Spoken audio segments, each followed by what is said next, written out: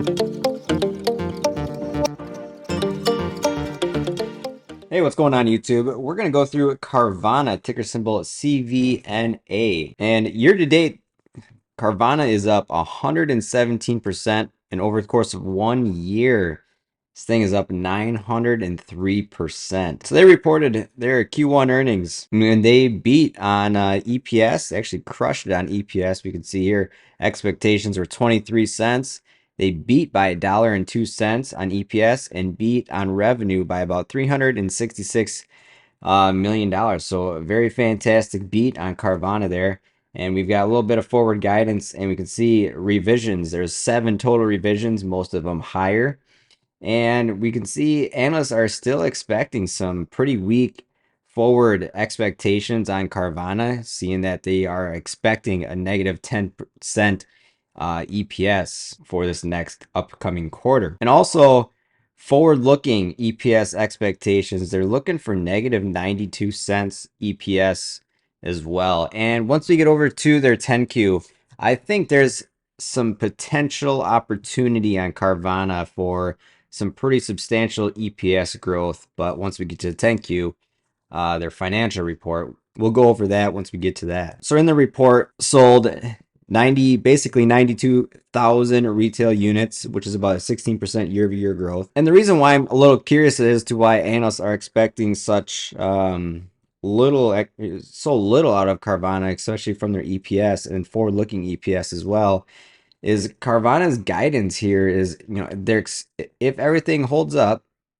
and the environment remains stable, they're seeing sequential increase in its year-over-year growth rate in retail units. So unless analysts aren't expecting the market to hold up, although Carvana kind of sees it as potentially hanging in there, as long as the environment remains stable, they should continue to do pretty good earnings per share. So in their earnings call, there was 2 key points that I read through this thing, and there's only a couple that I really thought was worth sharing, and that was that they supposedly hit a new all-time company record, and on top of it, they also became the most profitable public automotive retailer in the US for the first time. So I think that's a pretty substantial achievement. And then also they mentioned that they have capacity for 1.3 million units, referring to their vehicles, per year. That's over 3x their current volume. So they have plenty of room to continue to expand. And they also said they have the ability to increase their production capacity to a total of approximately 3 million units annually. With what they have now, plenty of room to grow, and then the ability to double that even yet again. So we'll have to wait and see what they're doing. They're planning to have that $3 million or 3 million unit capacity. Looks like they're planning to have that ready to go when needed. So now we're going to jump over into our valuation spreadsheet, and we're just going to take a look and see how Carvana has performed over 8-9 years here. So we've got a revenue, gross profit, and net income chart here, all 3 on the same chart. And we can see revenues on Carvana have just exploded and done, very good. Then you look over here at their net income. They haven't seen positive net incomes except for this time or last year and then the trailing 12 months in total. So it's nice to see that this company is starting to finally turn a profit. To be totally fair, in like 2022, 2021 timeframe, when I was looking at this company, I would have put this on my top 10 bankruptcy stocks. And I'm pretty impressed that they were able to turn everything around in this company, at least so far. It looks like they've done a very good job of growing their incomes and changing their margins and getting better margins as well. As we can see here, gross margin 17.9% last quarter. Total net margins last 2 years, they've done a good job getting 4 or 5% margins there. Last quarter, not so great at 9.9% margin there. Then we come down to return on invested capital, finally turning positive on a return on invested capital, only 3%. We really like to see 10-15% range or more is a good return on invested capital. And we come down here to our debts, cash and short-term debt on the company. Definitely nice to see the debts come into check, and we also see cash is growing against the debt. So that's very positive. This is in the short-term frame here. And we got long-term debts here. Long-term, same thing. They're coming down into check, but cash is also starting to pick up a little bit within the business. So Balance sheet, not ideal still, but not too bad currently on trailing 12 months, at least in the short term time frame. So net income to free cash flow, we can see here we got positive free cash flows and positive net income. So we come over here to free cash flow on its own chart, and we've done a nice job of turning into positive free cash flows annually. Capital expenditures, this is basically the reason why we're seeing positive cash flows, is because they went from $500 million in cash flows or capital expenditures to almost nothing. They're sitting at 80 to 70 million dollars, so that's going to help out their free cash flow overall significantly, which is good to see. This is where things get a little ugly still, though. Share count dilution in the last 3 years, basically 2 years even, shares have over doubled. They went from about 101 million shares outstanding to about 200 plus million shares outstanding. So if you have held these shares prior to 2022, you have been diluted by 100%. So not ideal in that situation, but overall the company, as we can see here, has still performed very well in the last year. Now over to their 10Q, we're going to start at their balance sheet, and we're going to start off with their cash and cash equivalents. Their cash has been cut in half quarter over quarter. Here went $530 million in cash down to $252 million in cash. So we kind of want to know why. Where is the reason for our cash depleting? And we will get the full answer on their cash flows once we get to that. So vehicle inventory, we can see pretty much flat year quarter over quarter there. I do think though that we would like to see inventory to continue to increase because more inventory means more selection for future customers, and that would obviously be more revenue and also more vehicle trade-ins as well. So I think that could be something very beneficial, and we probably want to see more inventory going forward, which are also kind of planning for as well. Down here too are liabilities, and short-term revolving facilities, basically a line of credit. We can see quarter over quarter we went from 668 down to 275. This is very likely where that cash went, or a good chunk of it anyway, since we took off about $400 million in that line of credit. We got total current liabilities then sitting at $1.3 billion, basically, with only $252 million in total cash. So the balance sheet, obviously not ideal, very weak. They're negative net $1 billion in short-term liabilities. So now over to our income statement. This is year-over-year comparisons in 3 months time frame. And we got retail vehicle sales. Year over year, up 16%. We come down here to net sales and operating revenues. This is up 15%. And then we scroll down a little bit further. We got gross profit, which is up 42% year over year with 27% profit margin. So very good. 18.6% last year profit margin. So their margins are getting significantly better. Then we come down a little bit further. Now this is what I'm talking about with the EPS. So we can see interest expense was $173 million in 3 months.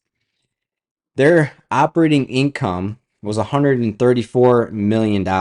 So if their interest expense was $173 million, you can imagine that interest rates, if the Fed starts to cut rates, that how much of an impact this could very likely have against this company, or actually for this company, in cutting back their overall interest expense going forward. So I think once interest rates start potentially, eventually inevitably cutting, that's going to do nothing but help out this company with their overall interest expense, more than likely, unless they take on more debt, then that's not going to help. But then that could also open up the opportunity for them to take on more debt and keep their interest expense the same or in the same range. But assuming that interest rates come down and they're able to cut back on interest expense overall going forward, that could potentially lead to some pretty significant EPS growth in the future. So that is my assumption on that.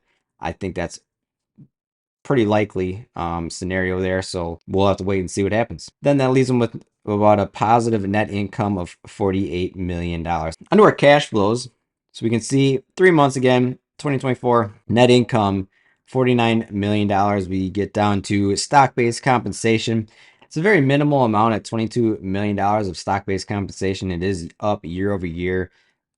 It's obviously a minimal amount, but at the same time, it is also half of their net income. So in this case, kind of a lot. So that's obviously something to keep an eye on going forward. But for now, it is a nominal amount of stock-based compensation. It is $22 million of stock-based compensation now. So, and as long as they're not buying back shares, this stock-based compensation or the share count is going to continue to grow quarter over quarter. So we come down here, we got cash provided by operating activities of $101 million. And then we got our capital expenditures of $18 million. So we minus off CapEx from our cash from operating activities, which leaves us with about $83 million of free cash flow, or about $360 million annually if we run it at this current rate. Send down here to our cash flows from financing activities. So based on their line of credit that they currently have, we can see they paid out $1.2 billion towards that line of credit and then borrowed back $839 million. So it's about $400 million net loss there, roughly. This is where we can see our cash went. You know, this is positive cash flows up here. And then we lost about $375 million in our financing activities, which then gets hit towards our cash and cash equivalents. And then we lost 267 from our 594. We're left with 327. So we'll hop back over to our spreadsheet, and we don't have any comps to compare to. So we're going to jump right over into the calculator and figure out what Carvana is worth today. So there was almost no estimates, at least that I could find, for average 3-year growth rate for earnings per share. So I figured 29%. And that's assuming that interest rates get cut and they continue to see sequential growth. With that assumption, at 29% EPS growth rate, that gives us a Peter Lynch fair value of $72 per share. Our current PEG ratio is 3.3. Graham's valuation gives them $107.47 per share. Our discounted cash flow valuation, based on how they've grown in the past, I just plugged them in at 10% growth rate on free cash flows. Obviously, they've done a very good job as of lately cutting down on their capital expenditures, so their free cash flows will hopefully continue to get better and better. But based on their margins, I don't expect free cash flows to grow at a crazy rate. So we're going at about 10% for free cash flow growth rate, which gives them a DCF price per share of $141.38. Rule 72, again, we just have one source of EPS growth rate. So because of that one source, I'm going to cut down on our future EPS expectations. And at a 29% EPS growth rate, it would tell us to double our current EPS by 4, which will give us about a 40. I don't believe that. I think if we see our EPS right now sitting at 2.5, a future EPS of 7 is probably pretty fair. So I gave them a 7 for future EPS. That gives us a fair value today of $101.50 per share. So over to our summary for final valuation. We can see our fair market value that we're getting right now is $105.57. Again, this is at a 29% growth rate on EPS. And I'm really assuming that we're going to see some interest rate cuts in the future. If we do, I think that's going to significantly help out their EPS going forward. Maybe I'm wrong, but that's my assumption on that. I think that'll definitely help grow their EPS. And I think that'll be a big key component to this fair market value. But with that, that leaves us with a 30% margin of safety sitting around $73.90. Analysts have a price target of $86.36 per share. Now, just for real quick reference, let's assume they can't grow at 29%. Let's assume they only grow at like 15%. We'll cut it in half. So 15% growth rate on EPS. That gives us a final valuation of about $73 per share. So that is one of the things to be careful about with this, is if their growth rate doesn't, if rates don't get cut anytime real soon, interest doesn't get cut, and their overall interest payouts don't get cut, and their growth rate on EPS is only 15%, then this is roughly what we're looking at for a fair market value on Carvana right now, is about $74 per share. That's a fair market value. Just quick reference on that, just to, if in case anybody was curious. So over to the stock chart. So obviously we know Carvana has been considered a bit of a parabolic move in the past, where they've gone from $8 per share and ran all the way up to $376 per share. Since then has just fallen off, went all the way to $3.55 per share. now currently trading at $115 per share. So this thing's been quite on the roller coaster ride. And we can see it is beginning to make higher lows and higher highs, higher lows, higher highs. And again, after earnings, made a massive gap up into about this 200-day moving average. There's not really much to draw here. There's no really real good resistance or support lines. There is this orange line, which is somewhat support. At least at this point, there is this blue trend line here, which is beginning of the trend, and maybe these two lines will be some sort of holding point for this stock.